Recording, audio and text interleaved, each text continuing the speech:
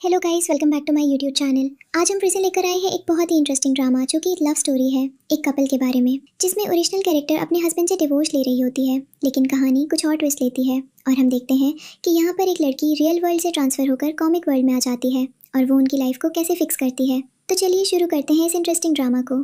Drama की starting में हमें दिखाया जाता है कि एक लड़की अपने हस्बैंड से बहस कर रही होती है, लेकिन उसका हस्बैंड उसे इग्नोर करता हुआ आगे बढ़ जाता है। तभी अचानक से कहानी वहीं पॉज हो जाती है और वहाँ पर एक लड़की आती है जो वहाँ आकर बहुत ज़्यादा हैरान होती है और कहती है, ये तो वही दुनिया है जिसके बारे में मैंने कॉमिक में पढ़ा था, बड़ा मज़ा आ रहा है, यहाँ के लोग तो बड़े इंटरेस्टिंग हैं। फिर वो जाकर लोगों की रियल पोजीशन बदल देती है, किसी का हाथ उनके गले पर रख देती है, किसी का सामान किसी के हाथ पर रख देती है और बोलती है, अब मज़ा आएगा, मैंने तो देखो कहानी का कॉन्सेप्ट ही बदल दिया है। उसके बाद हम देखते हैं कि वो सीधे ओरिजिनल कैरेक्टर के पास जाती है जो अपने हस्बैंड से डिवोर्स ना लेने के लिए बोल रही होती है और वो उसे देखकर कहती है, इस बेचारी के लिए तो मुझे बहुत ज़्यादा अफसोस होता है। एक तो इसका हस्बैंड ओसीडी पेशेंट है, ऊपर से बेचारी को हर तरह की प्रॉब्लम्स झेलनी पड़ रही हैं। जैसे ही वो उसे टच करती है वैसे ही वो उसकी बॉडी में ट्रांसफ़र हो जाती है और वो एकदम से हैरान हो जाती है। उसके सामने सिस्टम आता है जो कहता है, अब आपका मेन टारगेट है कि आप इस लड़की की लाइफ को फिक्स करें और 30 दिन के अंदर इसके हस्बैंड को डिवोर्स देने के लिए कन्विंस करें, वरना यदि आपने ऐसा नहीं किया तो आपको पनिशमेंट मिलेगी और आप अपने ओरिजिनल वर्ल्ड में नहीं जा पाएंगी। यही फर्स्ट चैलेंज होती है। यमा मियो कहती है, क्या ये क्या हो रहा है मेरे साथ, मैंने तो ऐसा कुछ भी नहीं किया, मैं तो बस यहाँ घूमने आई थी।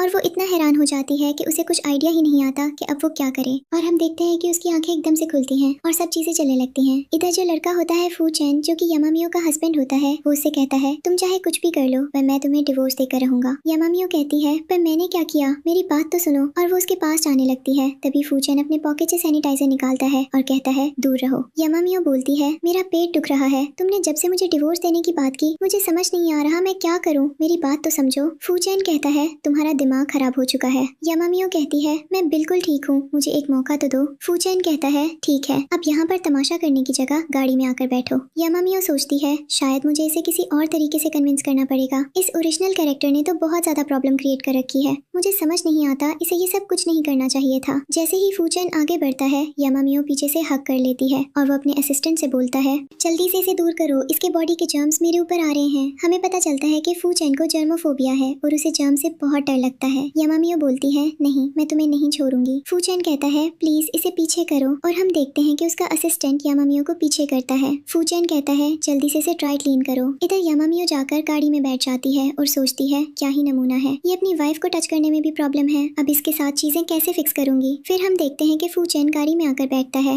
यमा मियो सोचती है कि अब उसे कुछ नए और बेहतर आजमाने पड़ेंगे। वो एकदम से जूस लेती है और उसे फू चैन के कपड़ों पर गिरा देती है। फू चैन का दिमाग खराब हो जाता है और वो यमा मियो पर बहुत गुस्सा करता है और बोलता है, गाड़ी को साइड में लगाओ। यमा मियो कहती है, मुझे माफ कर दो, मैं सिर्फ फिक्स करती हूँ। हम देखते हैं कि वो अपने हाथों से क्लीन करने लगती है, लेकिन फू चैन को डर लगता है कि उसके बॉडी पर जर्म्स हो चुके होंगे और वो गाड़ी को पार्किंग एरिया में लगवाकर यमा मियो को बाहर कर देता है। तभी उसके सामने सिस्टम आता है जो बोलता है, तुमने पहली परफॉर्मेंस खराब की है, अब तुम्हें पनिशमेंट के तौर पर इलेक्ट्रिक शॉक लगेगा। यमा मियो को इलेक्ट्रिक शॉक लगता है और वो बोलती है, आखिर ये क्या चीज है भाई, मैं ये सब करने नहीं आई थी, मुझे भी एक रिलैक्स और चिल लाइफ चाहिए। फिर हम देखते हैं कि फू चैन किसी से मिलने के लिए पहुंच जाता है। वहां जाकर वो सैनिटाइजर से सबसे पहले क्लीन करता है। एक लड़की होती है जो उसे पसंद करती है और वो पूछ रही होती है कि तुमने यमा मियो को डिवोर्स देने की बात कब तक की है। फू चैन बोलता है, अभी हमारे बीच में कुछ कंफर्म नहीं हुआ है, यमा मियो के लिए मैं माना कर रहा हूँ, मुझे उसके डिसीजन को आगे तक ले जाना पड़ेगा क्योंकि मैं चाहता हूँ कि मेरी शादी वर्क करे, मैं भी नहीं चाहता कि वो मुझे डिवोर्स दे। उस पर लड़की जेलस हो जाती है और बोलती है, तुम्हें लगता है कि ऐसी मैरिज में जिसमें तुम खुश नहीं हो तुम्हारी शादी वर्क कैसे करेगी। फू चैन कहता है, ये मेरी और मेरी वाइफ की पर्सनल बात है, मैं ये डिस्कस नहीं करना चाहता। उस पर लड़की गुस्सा हो जाती है और कहती है, तुमसे जो कॉन्ट्रैक्ट और प्रोजेक्ट की बात हुई थी उसका क्या। फू चैन बोलता है, मेरा असिस्टेंट इसे हैंडल कर रहा है फिलहाल, तो आप मेरी तरफ से ना समझें। अब वो लड़की बहुत ज्यादा भड़कने लगती है और कहती है, सच में तुम्हारे दिमाग में कीड़े पड़े हुए हैं, तुम्हारे पास अकल नहीं है, तुम ये नहीं देख रहे हो कि कोई लड़की तुम्हारे लिए कितनी कोशिश कर रही है और तुम उसकी जगह एक ऐसी लड़की के पीछे घूम रहे हो जिसे मैंने कभी अपना माना भी नहीं था। फू चैन उसकी बात सुनता है और उसे वहां से जाने के लिए बोल देता है। यमा मियो सोचती है, मुझे कुछ ना कुछ करना पड़ेगा क्योंकि अगर ऐसा ही चलता रहा तो मैं पनिशमेंट खा खा कर रह जाऊंगी। हमें दिखता है कि तभी उसे वहाँ फू चैन दिखाई देता है और वो डिसाइड करती है वो फू चैन को अपने वश में करने की कोशिश करेगी। और हम देखते हैं कि जैसे ही वो ऐसा करती है सिस्टम उसे फिर से इलेक्ट्रिक शॉक देता है और उसे रिमाइंड कराता है कि उसके पास बहुत कम समय है, केवल 3 दिन। यमा मियो को समझ नहीं आता कि वो क्या करे और सोचती है, मुझे इंसान के करीब जाने की कोशिश करनी होगी। तभी वो सैनिटाइजर निकालती है और सोचती है, मुझे समझ नहीं आता मैं क्या करूँ। तभी घर की नौकरानी आती है और वो सिर्फ गर्म पानी लेकर देती है, लेकिन तब तक वहाँ फूचैन आ जाता है। फूचैन को देखकर यामामियो अपने फेवरेट फुटवेयर निकाल कर बोलती है, अपना बैग मुझे दो और इन्हें पहनकर रिलैक्स हो जाओ। लेकिन फूचैन उसकी हालत देखकर और ज़्यादा चढ़ जाता है और उसे इग्नोर करता हुआ आगे बढ़ने लगता है। लेकिन तब यामामियो उसे धक्का देती है और उसके पास आ जाती है और बोलती है, अभी भी तुम्हें मुझसे प्रॉब्लम हो रही है?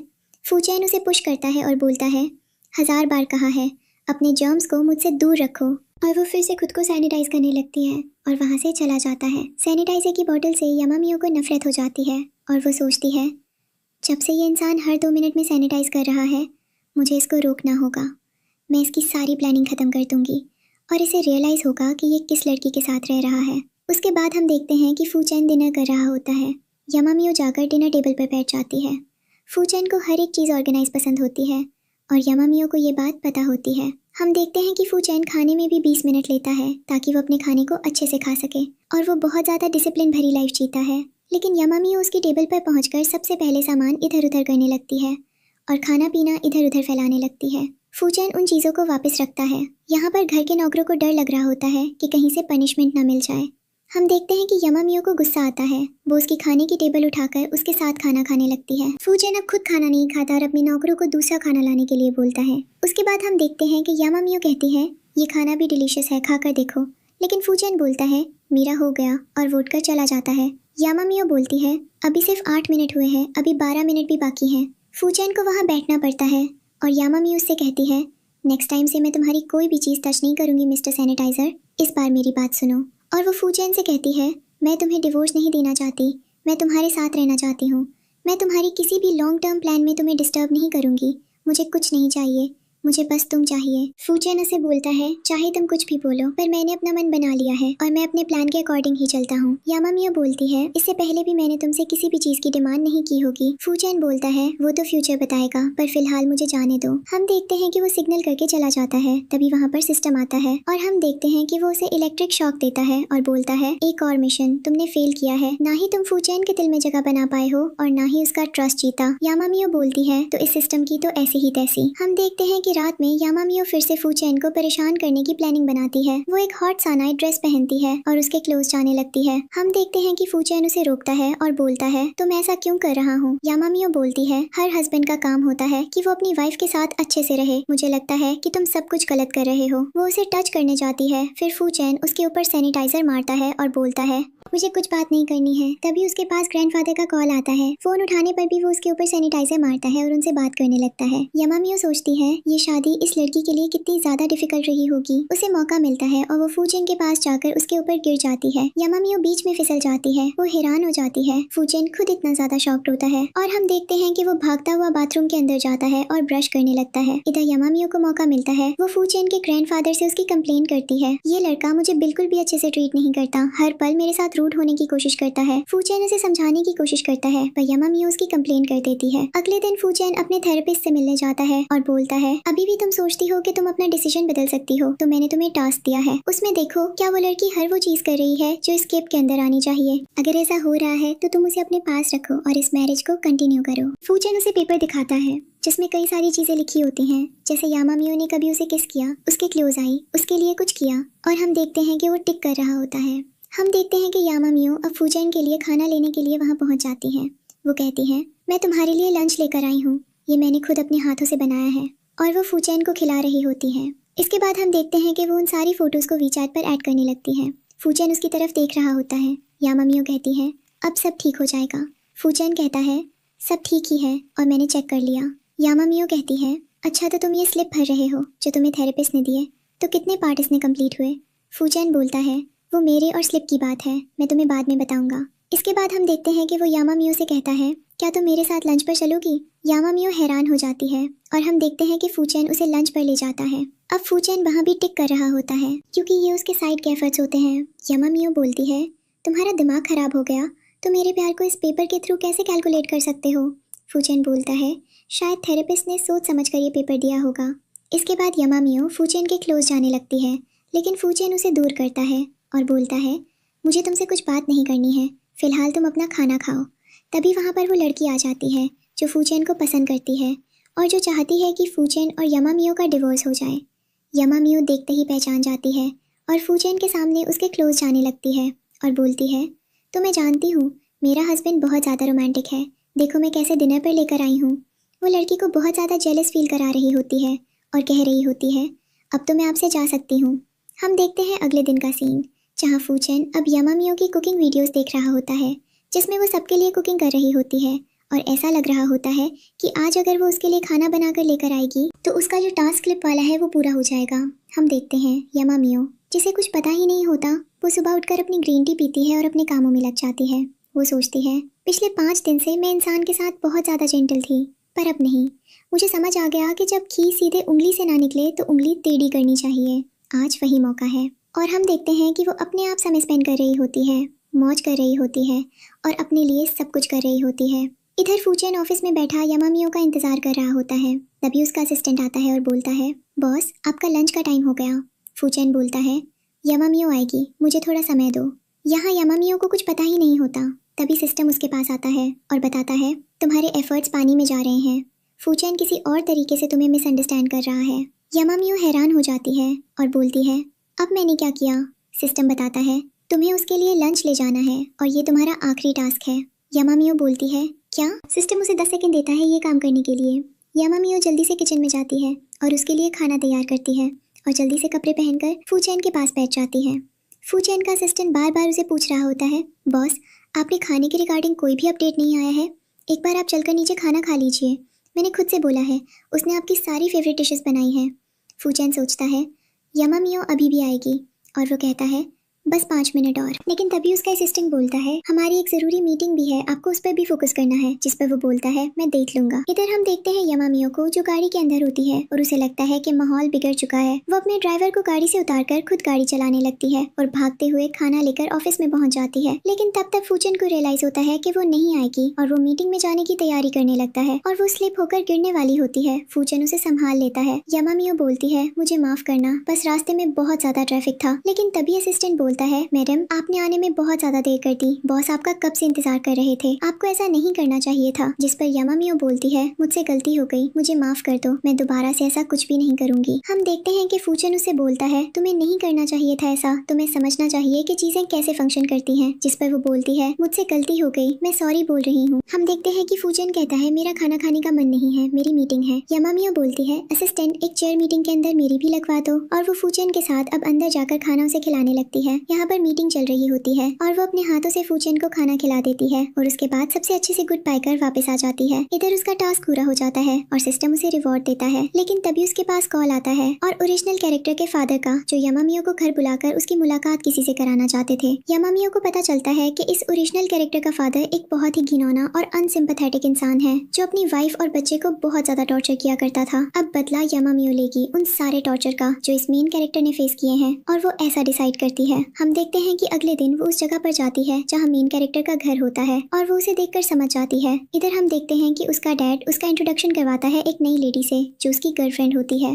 पर यामामियो को वो कुछ खास पसंद नहीं आती, उल्टा वो उसकी बहुत ज्यादा बेइज्जती करती है और बोलती है, मेरे डैड ने कभी ऐसा रिकॉग्निशन मेरी मॉम को तो नहीं दिया। जिस पर वो लोग बात टालने के लिए खाना खाने की बात करते हैं। यामामियो खाने वाली टेबल पर बैठी होती है। यहाँ पर उसके जो डैड होते हैं वो उसके हस्बैंड की वेल्थ की बहुत ज्यादा तारीफ करता है, पर यामामियो बोलती है, वो सब कुछ मेरे हस्बैंड ने अपनी मेहनत से कमाया है, तो मैं किसी को मेरा फालतू में तो नहीं देने दूंगी। और वो उनकी बहुत ज्यादा इंसल्ट कर रही होती है और उन्हें उल्टी सीधी जवाब दे रही होती है। तभी वहाँ उसकी मॉम आती है, जो उसे कहती है, मुझे तुमसे कुछ बात करनी है। और वो यामामियो को अंदर ले जाती है और बोलती है, तुम क्या कर रही हो, तुम्हें डैड के गुस्से के बारे में नहीं पता, अगर उन्हें गुस्सा आ गया तो वो तुम्हारे ऊपर हाथ उठा देंगे, उनके साथ ज्यादा बदतमीजी मत करो, अच्छे से ट्रीट करो। यामामियो बोलती है, लेकिन अब बस वो वक्त चला गया जब हम इस इंसान से डरते थे, पर ना ये इंसान मेरी रिस्पेक्ट डिजर्व करता है और ना ही मेरा डर, अब मैं इसे मजा चखाऊंगी। जिस पर उसकी मॉम बोलती है, बेटा तुम्हें तो पता है वो किस तरीके के आदमी हैं, हमें उनके साथ पंगा नहीं लेना चाहिए, तुम भूल चुकी हो। यामामियो बोलती है, पर आज मेरा वक्त है, मेरा टाइम है, मैं उन्हें बताऊंगी कि उनके साइकोलॉजिस्ट उन्हें क्या सिखाना चाहते हैं और वो क्या सीख रहे हैं। और वैसे भी ये लेडी मेरे घर में नहीं आएगी, या आपकी जगह नहीं ले सकती। हम देखते हैं कि वो इग्नोर करके सीधे घर आने लगती है। लेकिन तभी उसके पास सिस्टम का कॉल आता है, जो बताता है कि फूचेन के पास जाने की इमरजेंसी है, अगर चीजें बिगड़ गई तो बहुत बात खराब हो जाएगी। पर यामामियो सिस्टम के अपडेट को इग्नोर करके अपनी फ्रेंड को बुलाती है और उसे बोल देती है बहुत वक्त से तुमसे मुलाकात नहीं हुई, चलो घूमने चलते हैं। हम देखते हैं कि वो उसके साथ क्लब जाती है, डांस कर रही होती है और बहुत सारे हैंडसम लड़कों को हायर करती है और उनके साथ फैन करने की बात करती है। लेकिन जैसे ही वो लड़कों को टच करने जाती है उसे याद आता है कि उसका तो एक हस्बैंड है जिसके साथ उसका डिवोर्स होने वाला है, और अगर उसने ऐसी कोई गड़बड़ कर दी तो एक और एक्सक्यूज मिल जाएगा यामामियो को छोड़ने का, जो उसने बहुत मेहनत से उसका माइंडसेट चेंज किया है। उसके बाद अब सब कुछ बर्बाद हो जाएगा। इधर हम देखते हैं फूचेन को, जो कि यामामियो के आने का इंतजार कर रहा होता है और उसे बहुत ज्यादा ठीक लगता है। अब वो आ रही होती है। इधर वो अपने असिस्टेंट को कॉल करके उसकी लोकेशन का पता लगवाता है। इधर यामामियो बोलती है मेरा हस्बैंड एक नंबर का यूजलेस इंसान है, एक्सट्रीम ओसीडी है, उसे हर चीज प्लानिंग में चाहिए। तभी अचानक उसका सिस्टम उसे अपडेट देता है और बोलता है खतरा सामने आ रहा है, मेन कैरेक्टर आ रहा है। यामामियो घबराने लगती है और उसे इलेक्ट्रिकल शॉक लगता है और बोलती है मैं क्या करूं, मैं सिस्टम से तंग आ चुकी हूं। उसकी दोस्त बोलती है क्या हुआ? यामामियो बोलती है मेरा हस्बैंड आ रहा है, अब मैं क्या करूं? जिस पर उसकी दोस्त बोलती है एक काम करो,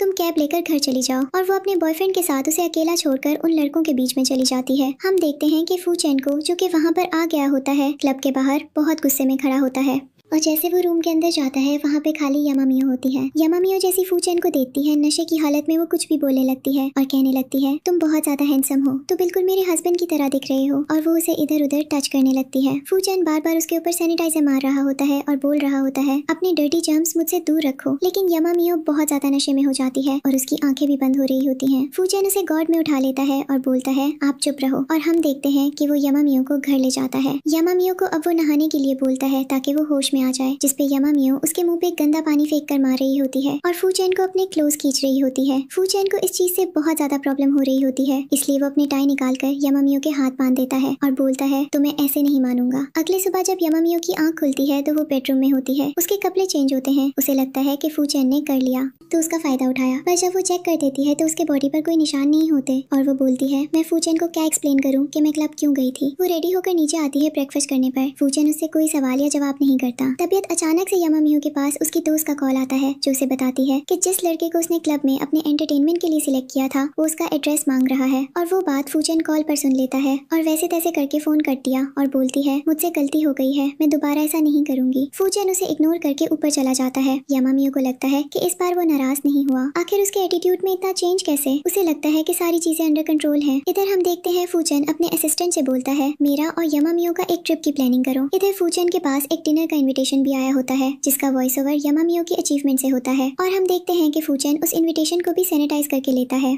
और उसे पढ़ता है। अगले दिन का सीन दिखाया जाता है और वो इन्विटेशन में जाती है और वो बहुत प्यारी लग रही होती है। सभी लोग उसकी बात कर रहे होते हैं, वो उससे ऑटोग्राफ ले रहे होते हैं और वो बोलती है ये दुनिया इतनी भी बुरी नहीं है, रियल वर्ल्ड में तो बहुत ज्यादा मेहनत करनी पड़ती है लोगों के दिल में राज करने के लिए। और हम देखते हैं कि उसके बाद उसे वहाँ पर फूचेन दिखाई देता है और वो उसके पास जाती है और बोलती है देखो हम दोनों सेम पार्टी में आए, आपके पास भी यहाँ का इन्विटेशन आया था? फूचेन बोलता है हाँ मेरे पास भी इन्विटेशन आया था, और फूचेन उसे देख रहा होता है और उसे वो बहुत ज्यादा सुंदर लग रही होती है और वो स्टेज पर जाती है और उसे बुलाया जाता है स्पीच देने के लिए और बताने के लिए कि ये डिनर किस लिए रखा गया है। यामामियो जाकर अपनी स्पीच स्लिप अपने हाथ में लेती है और जैसे वो कुछ बोलने वाली होती है उसे रियलाइज होता है कि किसी ने उसकी स्पीच चेंज कर दी। अब उसे समझ नहीं आता कि पार्टी में वो क्या करे। सभी लोग देख रहे होते हैं कि वो अब क्या बोलेगी, लेकिन यामामियो अब क्या कर सकती थी क्योंकि माहौल बदल चुका होता है। और यहाँ पर यामामियो को अब आइडिया याद आता है कि वो खुद से कुछ भी बोलेगी। माइके लेकर वो एक बहुत अच्छी स्पीच देती है, अपने काम के बारे में बताती है और लोगों को ऐसी कई चीजें करने के लिए प्रेरित कर दिया। लेकिन फूचेन अपने असिस्टेंट को भेज देता है पता लगाने के लिए कि यामामियो की स्पीड के साथ किसने छेड़छाड़ की, और हम देखते हैं कि यामामियो के लिए सभी लोग ताली बजाते हैं और उसकी तारीफ करते हैं। और वो नीचे उतर कर आती है तो फूचेन उसके पास आता है और बोलता है तो मुझे घबराने की जरूरत नहीं है, मैंने अपने असिस्टेंट को भेज दिया है, पता चल जाएगा कि ये छेड़छाड़ किसने की। और यहाँ पर हम देखते हैं कि उसकी असिस्टेंट भी उसके पास आती है और बोलती है आपने बहुत अच्छा परफॉर्म किया है, एक्सपेक्टेड नहीं था कि बिना किसी लिखी हुई स्पीच के आप इतना कुछ बोल पाएंगे। हम देखते हैं कि फूचेन उसे पार्टी से निकाल कर बाहर आता है। उसका असिस्टेंट उसका सैनिटाइजर लेकर खड़ा होता है, पर फूचेन को तो याद भी नहीं होता है और उसकी जर्नोफोबिया यहाँ पर एक मूवमेंट पर यामामियो के कंसर्न के लिए खत्म हो चुकी होती है। यामामियो अपनी दोस्त से मिलकर बात करती है और यहाँ पर उसे कुछ लोग जो कि इसके कॉम्पिटिटर होते हैं वो देख रहे होते हैं, और क्या होता है इनका तमाशा बहुत जल्दी बनने वाला है क्योंकि ये दोनों एक दूसरे से डिवोर्स लेने वाले हैं। फूचेन यामामियो की गाड़ी में बैठकर इंतजार कर रहा होता है। यामामियो से माफी मांगती है और कहती है मुझसे कुछ जरूरी बात कर रही थी तो मैं देर तो नहीं हुई? फूचेन बोलता है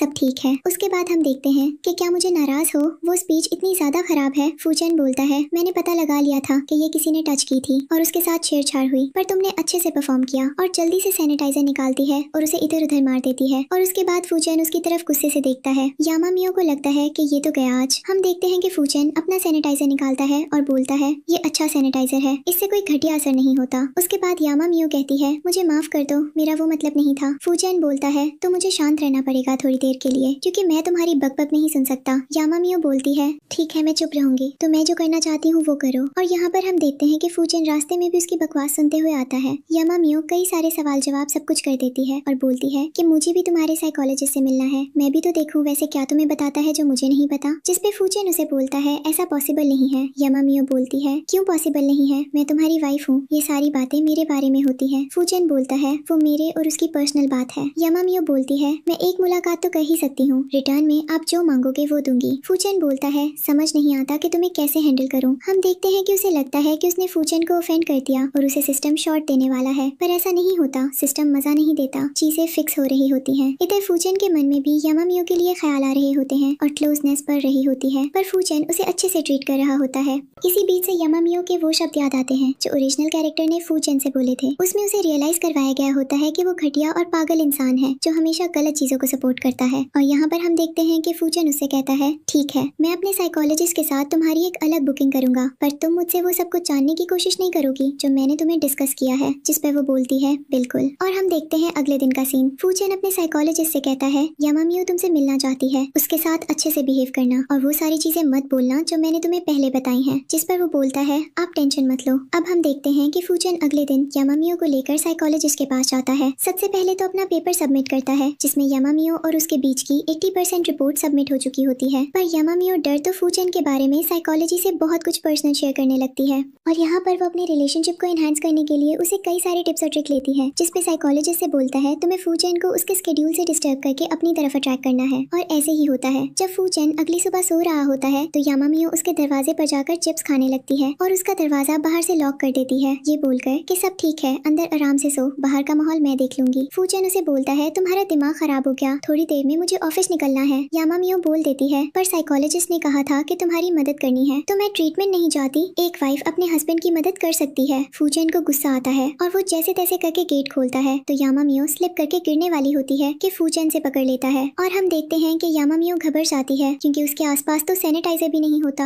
अब फूचेन उसे मारना ही वाला होता है, तभी अचानक से यामा मियो अपने हाथ फेस के सामने ले आती है, लेकिन फूचेन अपने हाथ फोल्ड करके खड़ा होता है। यामा मियो अपनी आंखें खोलती है तो वो देखती है कि फूचेन ने उसे नहीं मारा है और वो बिल्कुल सही सलामत खड़ी है। उल्टा फूचेन उसे प्यार भरी नजरों से देख रहा होता है और वो समझ जाती है कि सब ठीक है। और हम देखते हैं कि ये सब देखकर उसे बहुत ज्यादा खुशी हो रही होती है। इधर फूचेन को भी बहुत अच्छा लग रहा होता है और दोनों एक दूसरे को मुस्कुराते हुए देख रहे होते हैं। तभी यामा मियो के पास कॉल आता है। ये कॉल उसकी माँ का होता है और उसे पता चलता है कि उसकी माँ अस्पताल में भर्ती है और उनकी अचानक से तबीयत बिगड़ गई है। ये सुनते ही यामा मियो घबरा जाती है और भागते हुए अस्पताल जाने लगती है। फूचेन उसे पूछता है कि क्या वो उसके साथ चले। यामा मियो मना कर देती है और बोलती है कि वो बाद में बताएगी कि उनकी हालत कैसी है। अब हम देखते हैं अस्पताल का दृश्य जहां डॉक्टर यामा मियो को बताते हैं कि उनकी मां को आराम की बहुत ज्यादा जरूरत है क्योंकि उनके सिर पर जो चोट आई है वो बहुत ज्यादा गहरी है। ये सुनकर यामा मियो और ज्यादा घबरा जाती है क्योंकि उसे समझ नहीं आता कि उसकी मां के सिर पर ये चोट कैसे आई, क्योंकि हमें पता चलता है कि यामा मियो असली दुनिया में बिल्कुल अकेली है। उसके कोई माता पिता नहीं है और इस कहानी में उसे एक माँ मिली है और एक पिता मिले हैं जो बहुत गलत इंसान है और वो किसी भी कीमत पर अपनी माँ को सुरक्षित रखना चाहती है। इसीलिए वो डॉक्टर से पूछती है कि उनकी दवाइयाँ और बाकी की चीजें कहाँ हैं। डॉक्टर बताते हैं कि वो सारी चीजें उसके पिता को दे दी गई हैं और वो बहुत जल्दी लेकर आ जाएंगे। ये सुनकर यामा मियो को और चिंता होने लगती है।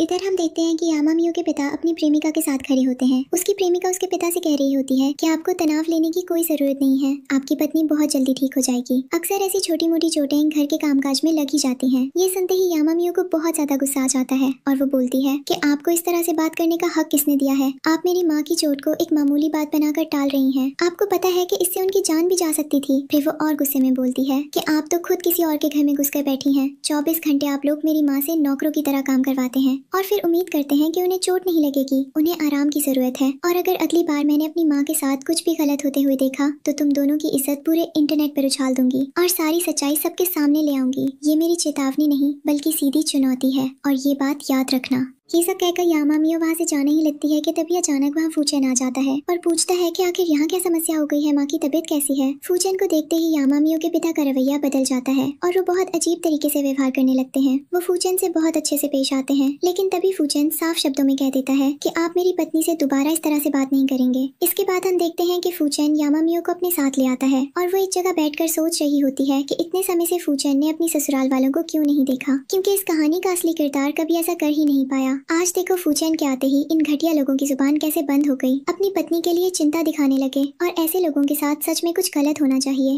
वो ये भी सोचती है कि अगर उसकी माँ की जगह उसका पिता उस बिस्तर पर होता तो उसे बहुत ज्यादा मजा आता। ये सब सोचते सोचते यामामियो को नींद आने लगती है और वो वहीं सो जाती है। फूचेन उसे ऐसे ही देखकर उसे उठाता है और उसे अंदर कमरे में ले जाकर बिस्तर पर सुला देता है। अगली सुबह जब यामामियो की आंख खुलती है तो वो किसी के बहुत पास लेटी होती है और जब वो देखती है तो वो कोई और नहीं बल्कि उसका पति फूचेन होता है। ये देखकर वो एकदम घबरा जाती है और जल्दी से उठ जाती है और इधर उधर जाने लगती है। तभी फूचेन उसका हाथ पकड़ लेता है और बोलता है कि घबराने की कोई जरूरत नहीं है, सब ठीक है, तुम नीचे चलकर नाश्ता करो। थोड़ी देर बाद यामामियो नीचे नाश्ता करने आती है और उसके पीछे पीछे फूचेन भी आ जाता है। हम देखते हैं कि यहाँ यामामियो और फूचेन साथ बैठकर अच्छा समय बिताते हैं। दोनों आराम से बातें करते हैं, हंसते हैं और एक दूसरे को और बेहतर तरीके से समझने लगते हैं। यामामियो भी यहाँ फूचेन से कई सारी बातें कर रही होती है और खुलकर हंस रही होती है। इधर हमें एक लड़की दिखाई जाती है जो यामामियो से बहुत ज्यादा जलती है और फूचेन को उसके इतने करीब देखकर और ज्यादा जलने लगती है। वो मन ही मन कहती है कि इस लड़की के पास हमेशा ऐसे लोग कैसे पहुंच जाते हैं, मुझे समझ नहीं आता आखिर ये करती क्या है। इसके जैसे लोगों को तो ऐसी परिवारों में आने का मौका भी नहीं मिलना चाहिए। आगे हम देखते हैं कि यामामियो अपने नाखूनों का रंग करवा रही होती है और खुद की देखभाल करवा रही होती है। तभी उसके पास वो लड़की आती है जो किसी दूसरी लड़की से मिली हुई होती है। वो यामामियो को नए साधनों और नए विचारों के बारे में बताती है, जिन्हें देखकर यामामियो खुश हो जाती है। इधर वो लड़की सोचती है कि अब वो यामामियो को अपनी योजना के अंदर ले आएगी और सब कुछ उसके हिसाब से होने लगेगा। उसे लगता है कि अब चीजें ठीक हो जाएंगी, क्योंकि उसे लगता है कि यामामियो को अपने जाल में फंसा लिया गया है। लेकिन उसे ये नहीं पता होता कि यामामियो बहुत ज्यादा समझदार है और उसने इस कहानी को पहले ही पढ़ रखा है। यामामियो को पहले से पता है कि ये लड़की आगे क्या करने वाली है और किस तरह से उसे इस्तेमाल करने की कोशिश करेगी। इसके बाद हम देखते हैं कि यामामियो बाहर आकर उस लड़की से मिलती है और बोलती है कि तुम दरवाजे पर क्या सुन रही थी, अंदर आ सकती थी, हमने तुम्हें रोका नहीं था, हमने कुछ भी गलत नहीं किया। ये सुनकर वो लड़की कहती है कि वो दरवाजे पर कुछ भी नहीं सुन रही थी और उसे किसी की बातें सुनने का कोई शौक नहीं है। तब यामामियो मुस्कुराकर बोलती है कि मैंने बातों के बारे में कहा ही नहीं था, तुम खुद ही क्यों बोल रही हो, क्या तुम सच में हमारी बातें सुन रही थी। इस पर वो लड़की गुस्से में कहती है कि यामामियो मुझसे ज्यादा बहस मत करो, मुझे तुम्हारी बातों में कोई दिलचस्पी नहीं है और ना ही मुझे तुमसे बेकार की बातें करने का कोई शौक है।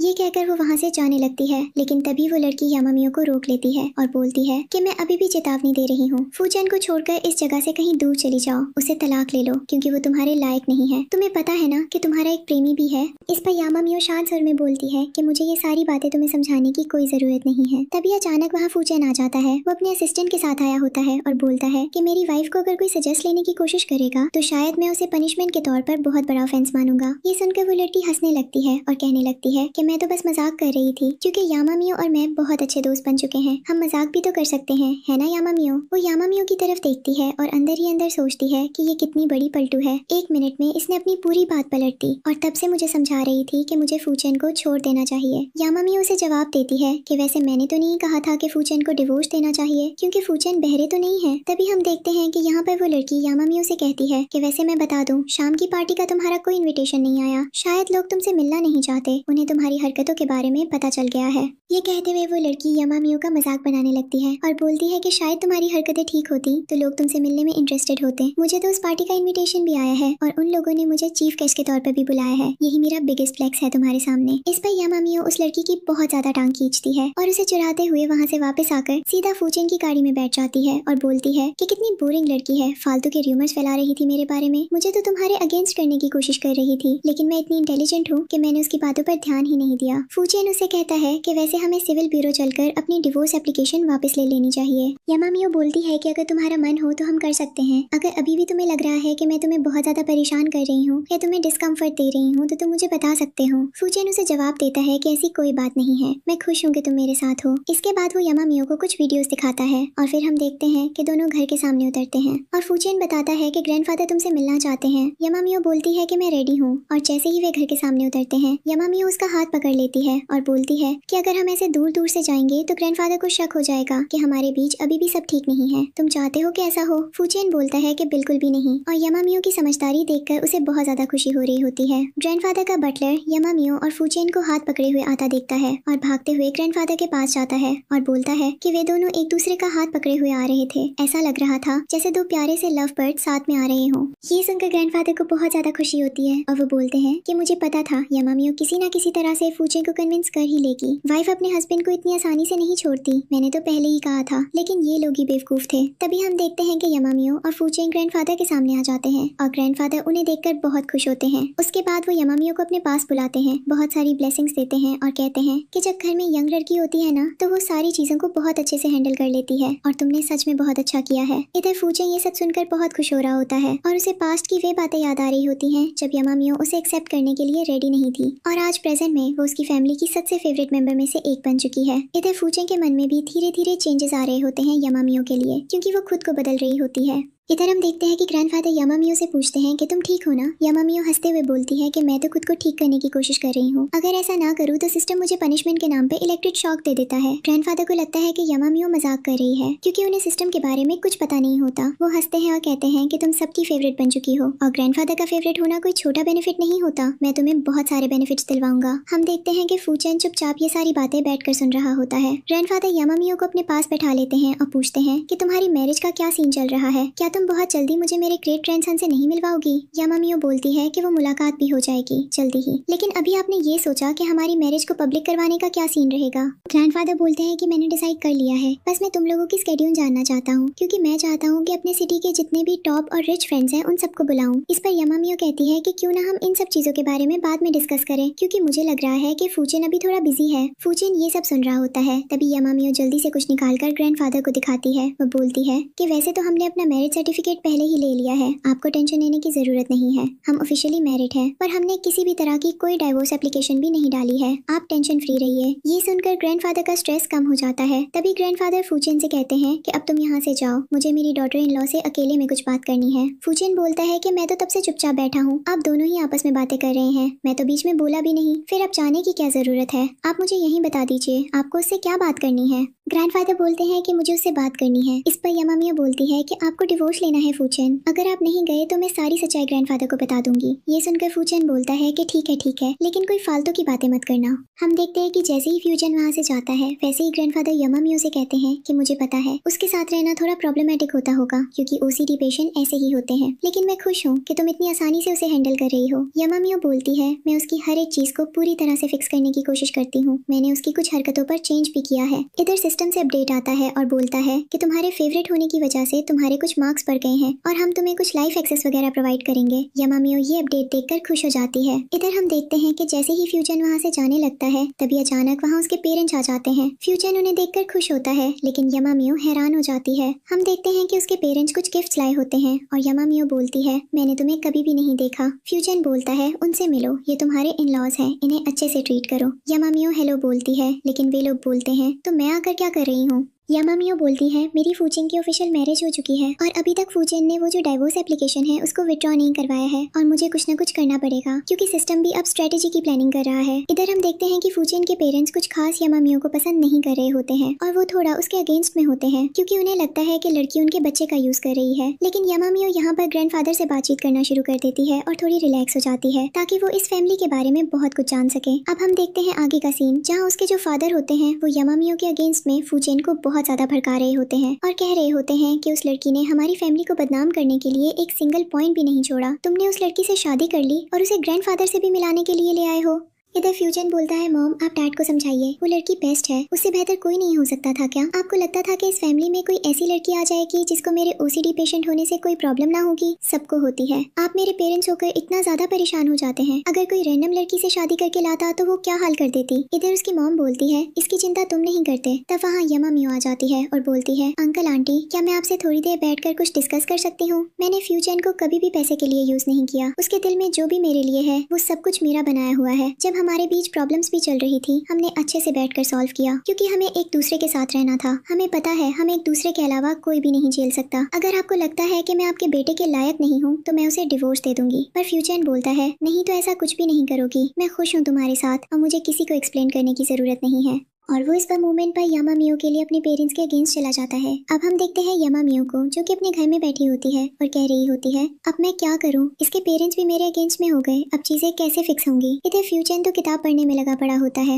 यामा मियो सोचती है, मेरा तो दिमाग घूम रहा है, ये कहाँ फंस गई वहाँ से, इससे बढ़िया तो रियल दुनिया थी, अब यहाँ क्या करूँ। इधर फ्यूचन के पास किसी का कॉल या मैसेज आता है जो उसे मिलने के लिए बुला रहा होता है। यामा मियो के भी पास किसी का कॉल या मैसेज आता है जो उसे मिलने के लिए कहीं बुला रहा होता है। अब ये दोनों अपने अपने फोन में लगे होते हैं। दोनों के दिमाग में 500 सवाल और जवाब चल रहे होते हैं, पर वो एक दूसरे से डिस्कस और शेयर नहीं करना चाहते थे। जहाँ पर फ्यूचन से यामा मियो कहती है, क्या मैं कुछ एक्सप्लेन करूँ। फ्यूचन उसे बोलता है, तो मैं अगर करना है तो तुम कर सकती हो, मैं एक अच्छा लिसनर हूँ। तबीयत अचानक से यामा मियो फ्यूचन के क्लोज चली जाती है और वो उसके साथ बहुत ज्यादा क्लोज जाने लगती है। ऐसा लग रहा होता है कि वो उसे किस करने वाली होगी, लेकिन तभी फ्यूचन अपना सैनिटाइजर निकाल लेता है और बोलता है, तुम्हारे मुंह के जर्म्स मेरे मुंह में आने वाले हैं। यामा मियो बोलती है, वे यार, इसके चक्कर में तो मेरा घर खानदान कभी आगे भी नहीं बढ़ पाएगा, क्या आदमी है ये, उसको तो फिर एक लड़की से नहीं एक सैनिटाइजर की बोतल से ही शादी कर लेनी चाहिए थी। फ्यूचन बोलता है, मुझे पता है कि तुम्हें भी मेरी सिचुएशन से प्रॉब्लम होती होगी। तभी अचानक हम देखते हैं कि यामा मियो की सेंसिटिविटी बहुत ज्यादा बढ़ जाती है, जिसका अपडेट सिस्टम पर आता है और सिस्टम उसे बोलता है कि वो बहुत ज्यादा इन्फ्लुएंस हो रही है। यामा मियो तक कहती है,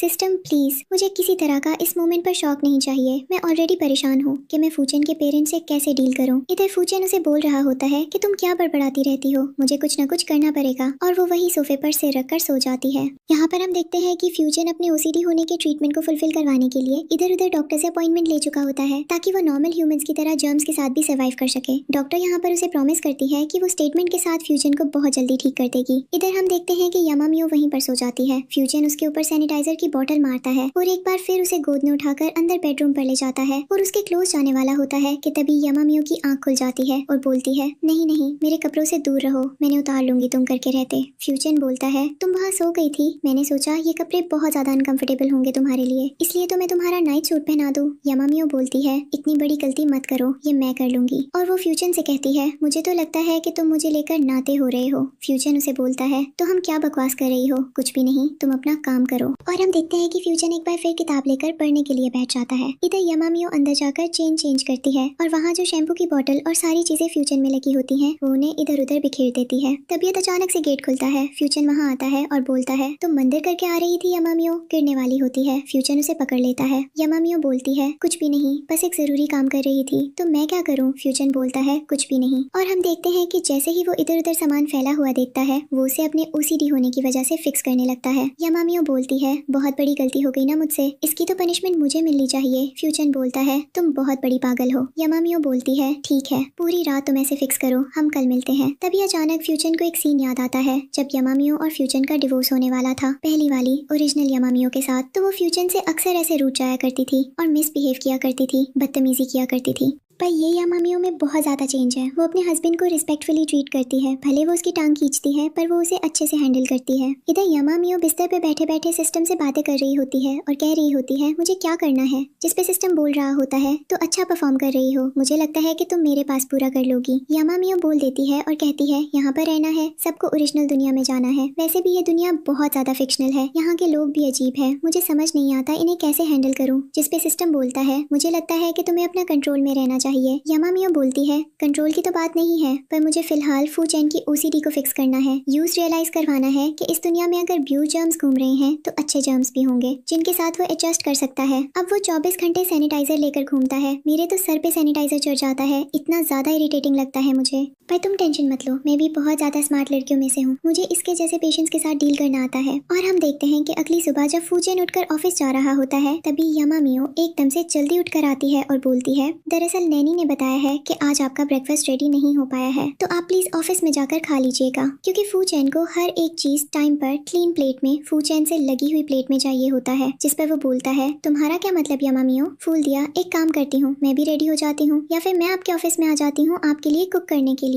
तभी हम देखते हैं कि फ्यूचन अपने ऑफिस में कॉल करता है और बोलता है, 10 मिनट के अंदर मैं ऑफिस में आ रहा हूँ, प्लीज मेरे लिए ब्रेकफास्ट रेडी रखो। इधर हम देखते हैं यामा मियो को, जो कि फ्यूचन के साथ उसके ऑफिस आ जाती है और उसके लिए कॉफी लाई होती होती है और वो जानबूझकर उसे कॉफी को उसके इंपॉर्टेंट डॉक्यूमेंट्स के ऊपर फैला देती है और ड्रामा करने लगती है, क्या रे मैंने कितना बड़ा लॉस कर दिया है, अब मेरे हस्बैंड का क्या होगा। जिस पे फू चैन बोलता है, रिलैक्स हो जाओ, ये कोई इंपॉर्टेंट डॉक्यूमेंट्स नहीं थे, और वो जल्दी से उस टेबल को क्लीन करने के लिए बोलता है। यामामियो बोलती है, मैं भी बहुत ज्यादा लापरवाह हूँ, जब मुझे पता है कि मेरे पति को ये सारी चीजें नहीं पसंद तो मैं जाने क्यों करती हूँ। यहाँ पर हम देखते हैं कि वो जो असिस्टेंट होता है वो तो बहुत ज्यादा टेंशन में आ जाता है कि बॉस इस जगह पर कैसे सर्वाइव करेंगे, क्योंकि उसे पता होता है कि फू चैन का नेचर कैसा है। फू चैन उसे बोलता है, तो मैं ये सब कुछ करने की जरूरत नहीं है, ऑफिस में कुछ मैंने एम्प्लॉयज रख रखे हैं और असिस्टेंट भी तो है, वही काम मेरे लिए कर सकता है। यामामियो बोल देती है, नेक्स्ट टाइम से मैं ध्यान रखूंगी, और वो कब उठाकर वहाँ से जाती है। पर उसे बहुत मजा आ रहा होता है फू चैन को छेड़ने में, परेशान करने में, क्योंकि यही उसका ट्रीटमेंट होता है। तभी हम देखते हैं कि उसे वहाँ पर एक लड़की दिखाई देती है जो फू चैन के कपड़ों पर नेक्स्ट मीटिंग के लिए प्रेस करने जाती है, और वो उसके कपड़े ले लेती है बहाने बनाकर कि फू चैन ने मुझसे कहा है शायद मैं ये काम अच्छे से करूँ क्योंकि मैं उनकी वाइफ हूँ, तुम परेशान मत हो, तुम अपना ऑफिस का काम करो। और हम देखते हैं कि थोड़ी देर बाद वो सिखाती हुई ड्रामा करती हुई बाहर आती है। ये मैंने क्या कर दिया, मैं तो बिल्कुल ही पागल हूँ, मेरे पति को मुझे तो डिवोर्स दे देना चाहिए, मैं बहुत ज्यादा और घटिया वाइफ हूँ, मैं अपने हस्बैंड की चीजों का ध्यान नहीं रख पाती। वो बहुत ज्यादा ड्रामा कर रही होती है। तभी अचानक से हम देखते हैं कि वहाँ पर असिस्टेंट आता है और बोलता है, मैडम क्या मैटर है। यामामियो, तुम्हारे बॉस के सारे कपड़े जला दिए, अब बताओ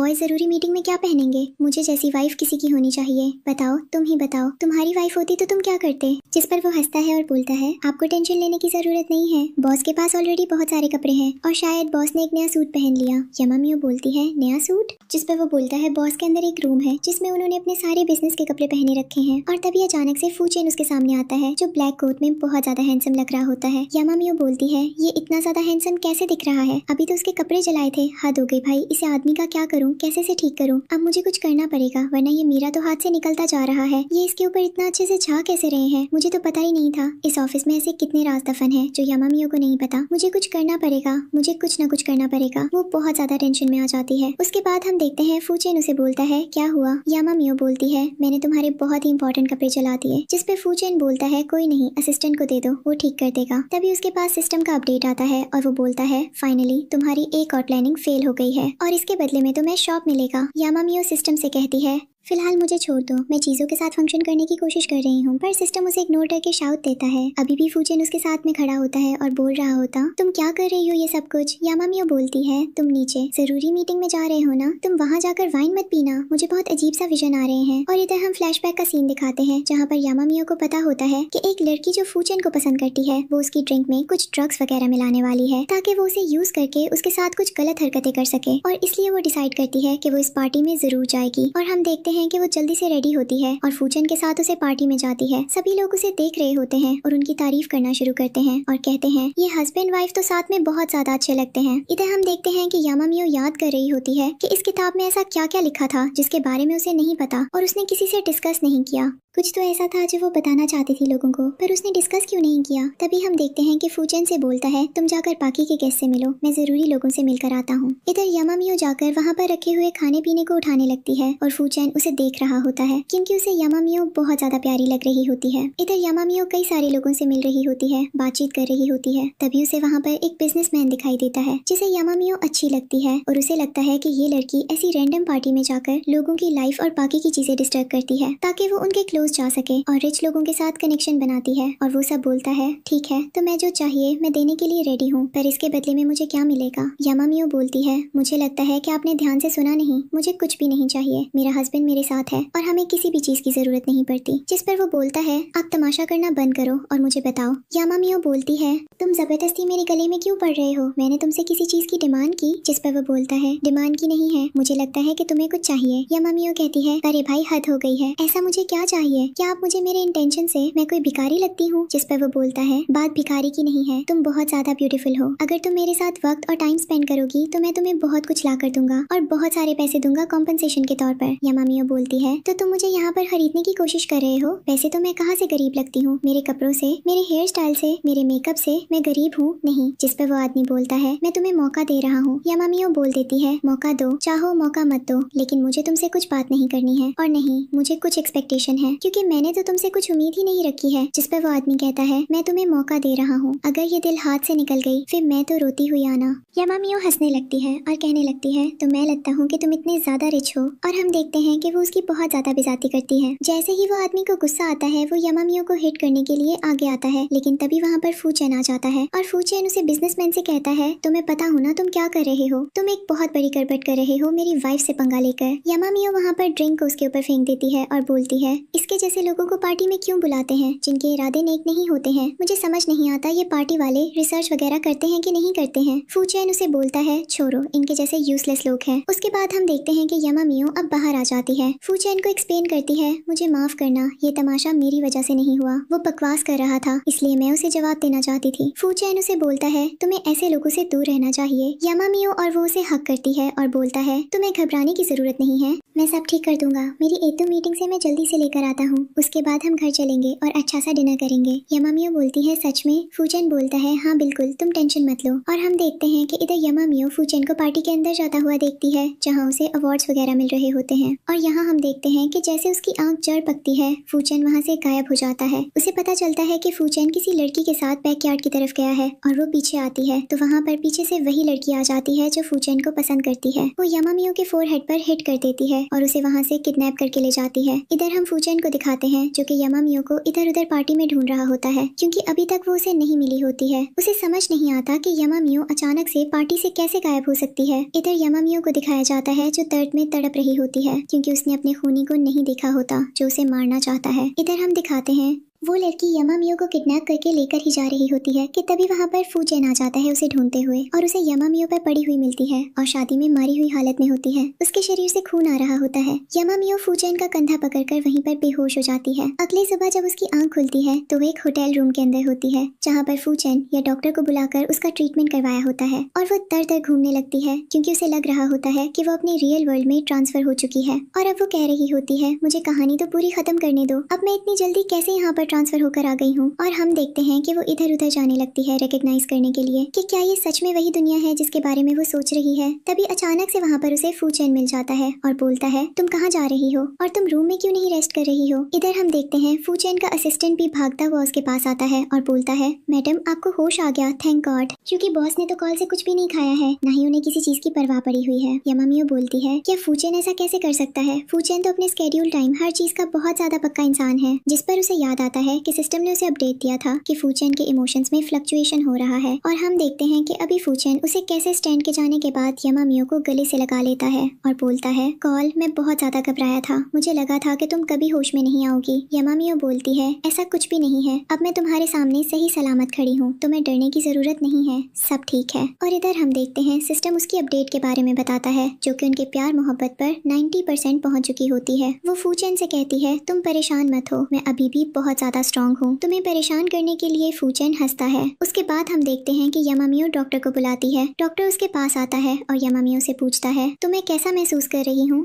यामामियो हंसती है और बोलती है, बहुत ताकतवर, क्योंकि फूचेन निकाल रहा जो दवाई दी थी उसके बाद तो मैं बहुत ज्यादा स्ट्रांग हो गई हूँ। जिस पर फूचेन हंसने लगता है और बोलता है, तुम्हारी मस्ती मजाक अभी भी नहीं गई है। यामामियो बोलती है, तुम परेशान मत हो, कोई भी मुझे कुछ भी नहीं करेगा, तुम इतनी ज्यादा टेंशन क्यों ले जाते हो। फूचेन बोलता है, मैं तो घबराया था, अचानक से तुम्हें क्या हुआ, क्योंकि मैं पार्टी के अंदर खुद तुम्हें ढूंढ रहा था। और वो बोलती है, मुझसे किसी ने कहा कि तुम बैकयार्ड में हो और पता नहीं किसने मुझे पीछे से हिट किया कि मुझे नहीं पता चला। इधर हम देखते हैं कि फूचेन से कहता है, तुम्हारी ये क्यूरियोसिटी खत्म करने के लिए तुम्हारे मुजरिम को मैं सामने लाना चाहता हूँ। यामामियो बोलती है, कौन है मुजरिम। जिस पे फूचेन बोलता है, तुम तैयार हो जाओ देखने के लिए। यामामियो कहती है, सच में? क्या तुमने उसे पकड़ लिया है? किसने किया ये, और क्यों करेगा कोई इंसान मेरे साथ ऐसा? मैंने तो किसी के साथ गलत नहीं किया। तभी हम देखते हैं जिस लड़की ने उसके फोरहेड पर मारा था उसे फूचेन सामने लेकर खड़ा होता है और फूचेन की असिस्टेंट कहती है, इसको मैं स्पेशली तुम्हारे लिए पकड़ कर लाई हूँ। पर हम देखते हैं कि फूचेन उसे देखकर कहता है, मैं बहुत ज्यादा इम्प्रेस हूँ। यामामियो कहती है, इसको बुरी तरीके से पनिश करो, पुलिस के हवाले कर दो, इसके जैसे लोगों को खुलेआम घूमने की जरूरत नहीं है। फूचेन कहता है, क्या तुम सच में ये चाहती हो। यामामियो के सामने वो बिगड़ती है और बोलती है, मेरा तुम्हें मरने का इरादा नहीं था, मैं बस तुमसे थोड़ी सी जेलस थी। यामामियो बोलती है, तुम्हारी जेलसी के चक्कर में ऑलमोस्ट मेरी जान जाने वाली थी। जिस पर वो यामामियो के सामने लगती है और बोलती है, प्लीज मुझे माफ कर दो, मैं दोबारा ऐसा कभी भी नहीं करूंगी। यामामियो बोलती है,